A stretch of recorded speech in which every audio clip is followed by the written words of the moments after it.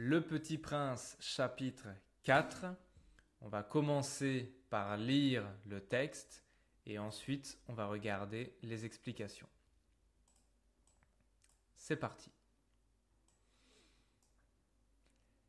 J'avais ainsi appris une seconde chose très importante, c'est que sa planète d'origine était à peine plus grande qu'une maison.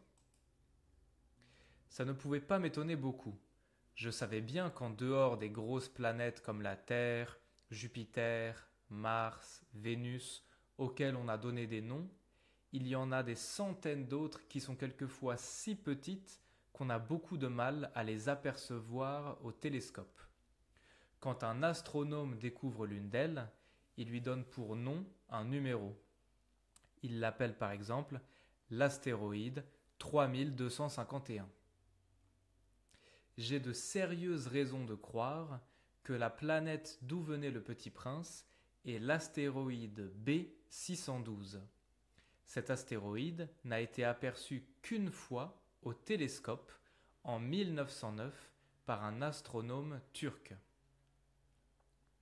Il avait fait alors une grande démonstration de sa découverte à un congrès international d'astronomie, mais personne ne l'avait cru à cause de son costume. Les grandes personnes sont comme ça. Heureusement pour la réputation de l'astéroïde B612, un dictateur turc imposa à son peuple sous peine de mort de s'habiller à l'européenne. L'astronome refit sa démonstration en 1920 dans un habit très élégant et cette fois-ci, tout le monde fut de son avis. Si je vous ai raconté ces détails sur l'astéroïde B612 et si je vous ai confié son numéro, c'est à cause des grandes personnes. Les grandes personnes aiment les chiffres. Quand vous leur parlez d'un nouvel ami, elles ne vous questionnent jamais sur l'essentiel. Elles ne vous disent jamais quel est le son de sa voix, quels sont les jeux qu'il préfère, est-ce qu'il collectionne les papillons. Elles vous demandent quel âge a-t-il, combien a-t-il de frères, combien pèse-t-il, combien gagne son père. Alors seulement, elles croient le connaître. Si vous dites aux grandes personnes « J'ai vu une belle maison en briques roses avec des géraniums aux fenêtres et des colombes sur le toit », elles ne parviennent pas à s'imaginer cette maison. Il faut leur dire « J'ai vu une maison de 100 000 francs », et alors elles s'écrient « Comme c'est joli !» Ainsi, si vous leur dites « La preuve que le petit prince a existé, c'est qu'il était ravissant, qu'il riait et qu'il voulait un mouton. Quand on veut un mouton, c'est la preuve qu'on existe. » Elles hausseront les épaules et vous traiteront d'enfant. Mais si vous leur dites « La planète d'où il venait est l'astéroïde B612 », alors elles seront convaincues et elles vous laisseront tranquille avec leurs questions. Elles sont comme ça. Il ne faut pas leur en vouloir. Les enfants doivent être très indulgents envers les grandes personnes. Mais bien sûr, nous qui comprenons la vie, nous nous moquons bien des numéros. J'aurais aimé commencer cette histoire à la façon des contes de fées. J'aurais aimé dire « Il était une fois un petit prince qui habitait une planète à peine plus grande que lui et qui avait besoin d'un ami. » Pour ceux qui comprennent la vie, ça aurait eu l'air beaucoup plus vrai. Car je n'aime pas qu'on lise mon livre à la légère. J'éprouve tant de chagrin à raconter ces souvenirs. Il y a 6 ans déjà que mon ami s'en est allé avec son mouton. Si j'essaie ici de le décrire, c'est afin de ne pas l'oublier. C'est triste d'oublier un ami. Tout le monde n'a pas eu un ami. Et je puis devenir comme les grandes personnes qui ne s'intéressent plus qu'aux chiffres. C'est donc pour ça encore que j'ai acheté une boîte de couleurs et des crayons. C'est dur de se remettre au dessin à mon âge, quand on n'a jamais fait d'autre tentative que celle d'un boa fermé et celle d'un boa ouvert à l'âge de 6 ans. J'essayerai bien sûr de faire des portraits le plus ressemblants possible, mais je ne suis pas tout à fait certain de réussir. Un dessin va, et l'autre ne ressemble plus. Je me trompe un peu aussi sur la taille. Ici, le petit prince est trop grand, là, il est trop petit. J'hésite aussi sur la couleur de son costume. Alors je tâtonne, comme ci et comme ça, tant bien que mal. Je me tromperai enfin sur certains détails plus importants. Mais ça, il faudra me le pardonner. Mon ami ne donnait jamais d'explication. Il me croyait peut-être semblable à lui. Mais moi, malheureusement, je ne sais pas voir les moutons à travers les caisses. Je suis peut-être un peu comme les grandes personnes. J'ai dû vieillir. Ok, c'est bon? Très bien. Ça commence à être un peu sentimental, un peu triste, un peu mélancolique, l'histoire. Encore beaucoup de vocabulaire aujourd'hui. Donc, dans le chapitre numéro 3, on a appris que le petit prince venait d'une petite planète. Ok ? J'avais ainsi appris une seconde chose très importante. Sa planète d'origine était à peine plus grande qu'une maison. Donc, un tout petit peu plus grande qu'une maison. Ça veut dire, ça c'est une maison, ça c'est la planète du petit prince. Donc, elle est très petite. Ça ne pouvait pas m'étonner beaucoup. Je savais bien qu'en dehors des grosses planètes, en dehors d'eux, ça veut dire il y a les grosses planètes, mais il y a aussi autre chose. Donc, en dehors des grosses planètes, okay, comme la Terre, Jupiter, Mars, Vénus, tout ça c'est les planètes ici, auxquelles on a donné des noms, il y en a des centaines d'autres qui sont quelquefois si petites que, elles sont très très très petites, si petites qu'on a du mal à les apercevoir au télescope. Apercevoir, c'est comme voir, mais de très très loin. Quand un astronome découvre l'une d'elles, donc un télescope, c'est ça, et un astronome, c'est lui. C'est quelqu'un qui étudie les planètes. Okay. Il lui donne un numéro. J'ai de sérieuses raisons de croire que la planète d'où venait le petit prince est l'astéroïde B612. Donc, un astéroïde, c'est quelque chose comme ça, n'a été aperçu qu'une fois au télescope. Télescope, c'est ça. Par un astronome, c'est ça. Turc. Donc, un astronome qui vient de Turquie. Il avait fait alors une grande démonstration de sa découverte à un congrès international d'astronomie.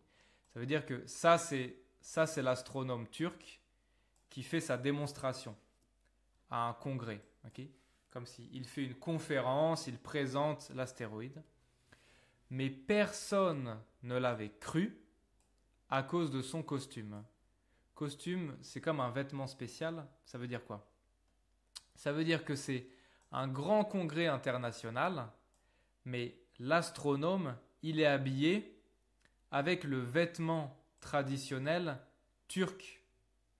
Et donc, les scientifiques, ils pensent, non, c'est pas sérieux, c'est pas sérieux. Donc, personne ne le croit, les gens ne le croient pas, parce qu'il est habillé avec des vêtements turcs.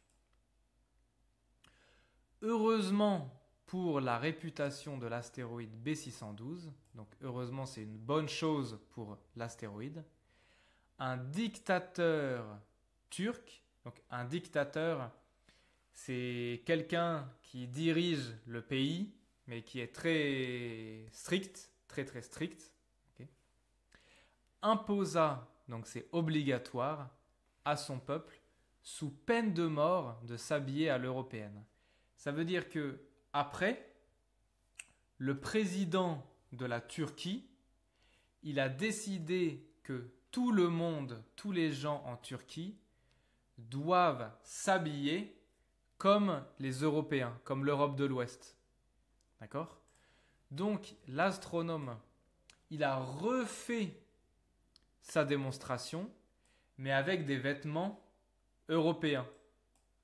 Et cette fois, comme il porte des vêtements européens, tout le monde pense que c'est bon. Tout le monde dit « Ah oui, c'est bien, etc. » Okay.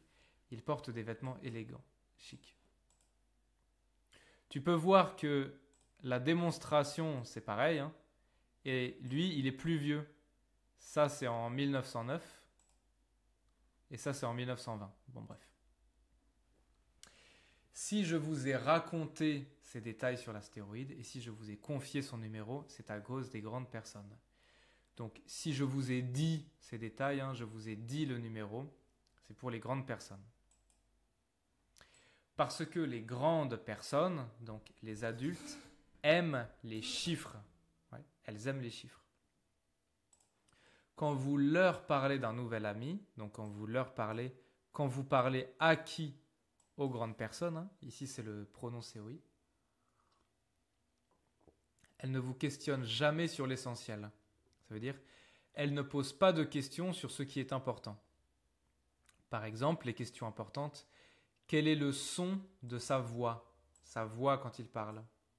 Quels sont les jeux qu'il préfère? Les jeux, c'est comme ça ou comme ça. Est-ce qu'il collectionne les papillons? Les papillons, c'est ça. Collectionner, ça veut dire je prends beaucoup de papillons et je les garde. Non, elle demande des questions avec des chiffres. Quel âge? Combien il a de frères? Combien pèse-t-il? Combien gagne son père? Combien gagne? C'est une expression pour dire combien d'argent. C'est quoi le salaire de son père? Est-ce que son père est riche? Si vous dites aux grandes personnes, j'ai vu une belle maison en briques roses avec des géraniums aux fenêtres et des colombes sur le toit. Donc des briques, c'est ça. Des géraniums, c'est ça. Des colombes, c'est ça.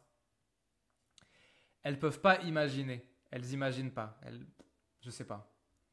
Mais si vous dites, j'ai vu une maison de 100 000 francs, alors elle s'écrit, comme c'est joli. 100 000 francs, francs c'est comme des euros. Les francs, c'était l'argent en France avant les euros. Avant les euros. Comme c'est joli, c'est très joli, c'est magnifique. Ainsi, si vous leur dites, donc leur c'est toujours les adultes, les grandes personnes.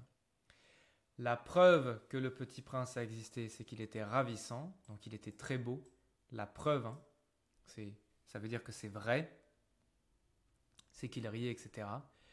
Elles hausseront les épaules, c'est ça. Donc les épaules, c'est ça. Hausser les épaules, c'est ça, c'est comme ça. Et vous traiteront d'enfant. Elles diront, non, tu es un enfant. C'est pas sérieux, c'est pas sérieux. Mais, si vous leur dites la planète d'où ils venaient, c'est l'astéroïde B612, alors elles seront convaincues. Ça veut dire, elles diront, ah oui, ok, je comprends, c'est vrai, je suis convaincu. Et elles vous laisseront tranquille avec leurs questions. Ça veut dire, elles vont arrêter de poser des questions. Elles ne poseront plus de questions. Elles sont comme ça, il ne faut pas leur en vouloir. Les enfants doivent être indulgents avec les grandes personnes. Encore une fois, ce qui est drôle ici, c'est que normalement, d'habitude, c'est les adultes qui doivent être indulgents avec les enfants. Mais ici, les rôles sont échangés. On dit que les grandes personnes, les adultes, ne sont pas intelligentes. Mais les enfants sont très intelligents parce qu'ils peuvent imaginer beaucoup de choses. Ils ont beaucoup d'imagination. Donc les enfants doivent être indulgents avec les grandes personnes. Okay. Nous qui comprenons la vie, nous nous moquons bien des numéros. Ça veut dire pour nous, les numéros, c'est pas important. C'est pas important. J'aurais aimé commencer cette histoire. Ici, on a du conditionnel passé. C'est un peu difficile la conjugaison.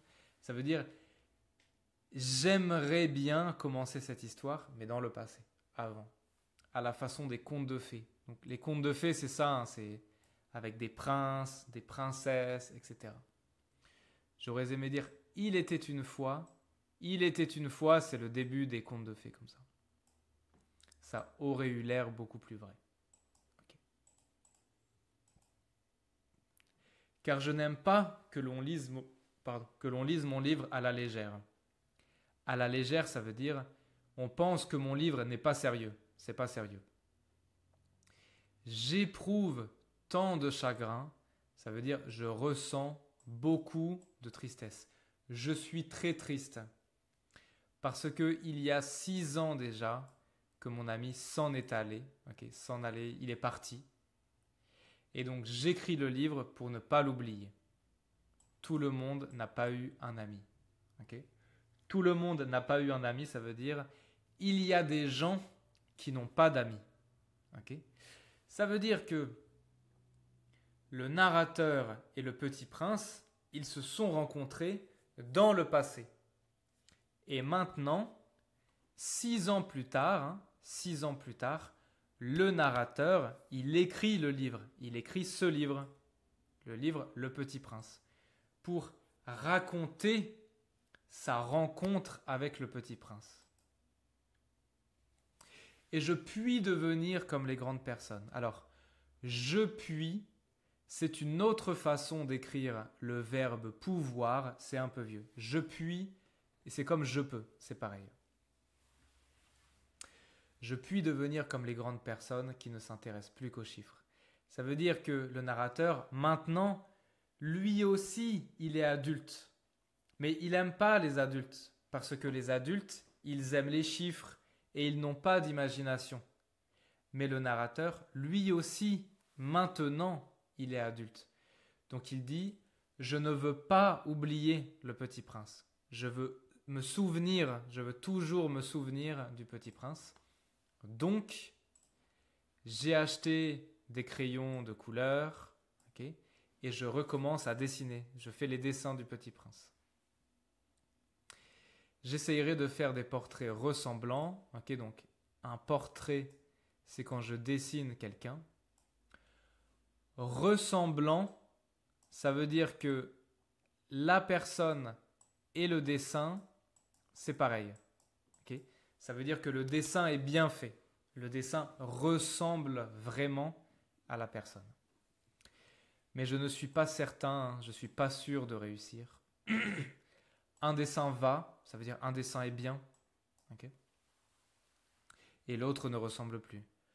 Je me trompe un peu, ça veut dire je fais des erreurs. Je me trompe sur la taille. Des fois je dessine mais c'est trop grand, des fois c'est trop petit. Alors je tâtonne. Tâtonne, c'est quand je vois pas et je fais comme ça. J'essaie de toucher les choses, mais c'est difficile. Tant bien que mal. C'est difficile, mais je continue.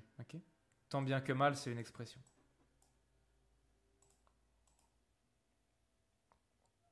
Mon ami ne donnait jamais d'explication. Il me croyait peut-être semblable à lui. Ça veut dire le Petit Prince, il donnait pas d'explication. Il donnait quelques petites informations, mais pas d'explication.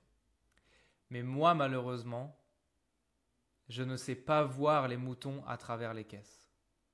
Ça veut dire que je n'ai pas beaucoup d'imagination. Parce que tu sais, le narrateur, il a fait un dessin au Petit Prince. Le Petit Prince, il a dit « Dessine-moi un mouton ». Le narrateur, il a fait un dessin comme ça. Il a dessiné une boîte. Et il a dit « Tiens, dedans, il y a le mouton ». Et le Petit Prince, il peut voir le mouton. Parce qu'il a beaucoup d'imagination. Dans sa tête, il imagine le mouton. Mais le narrateur, il est adulte. C'est une grande personne. Donc il dit, je ne sais pas voir les moutons à travers les caisses. Je suis peut-être un peu comme les grandes personnes. J'ai dû vieillir. Peut-être que j'ai vieilli. Ça va ? Très bien. Encore beaucoup de vocabulaire aujourd'hui. On continue. Rendez-vous dans le chapitre numéro 5. Ciao.